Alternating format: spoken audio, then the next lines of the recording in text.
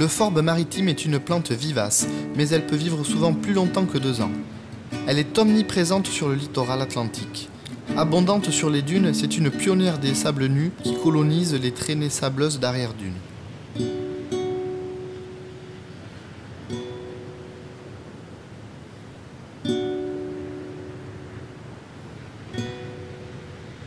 Ses racines pénètrent profondément dans le sable et permettent de fixer la dune. Ses tiges sont érigées, ramifiées dès la base et rougissant très vite. C'est une plante à tiges ligneuses à la base, qui ne fane pas quand elle sèche, car l'euphorbe est halophile, c'est-à-dire qu'elle aime la chaleur. Ses feuilles sont dressées et imbriquées sur la tige. Elles sont très nombreuses, coriaces à cause de leur épaisseur et ne possèdent pas de poils.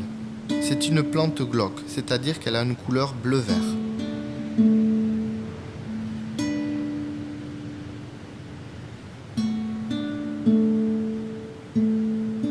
Elle mesure de 30 à 60 cm de hauteur. Ses fleurs sont réunies en petites ombelles jaune verdâtres au sommet des tiges. Elles sont organisées en sciates, composées de 5 fleurs mâles réduites à une étamine, entourant une fleur femelle. L'étamine est l'organe mâle qui produit le pollen. Elles possèdent dans leur centre des glandes réniformes jaunes qui sécrètent le nectar, le fameux liquide sucré qui attire les insectes.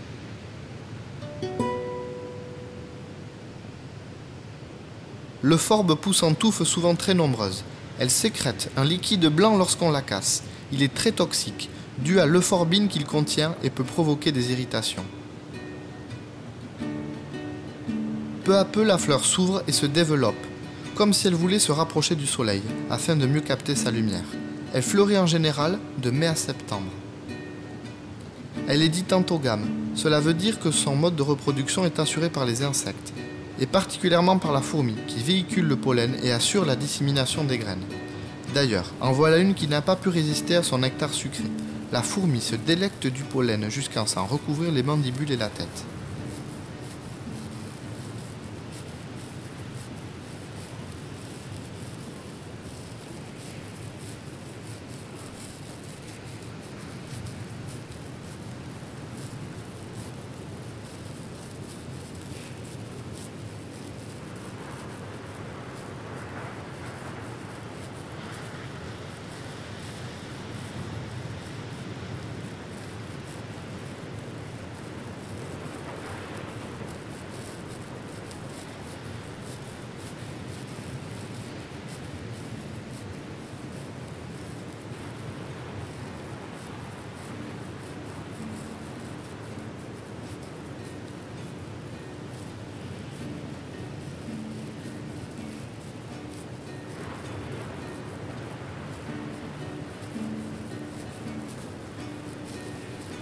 De la pollinisation naîtra un fruit, capsule à coque granuleuse séparée par un sillon profond.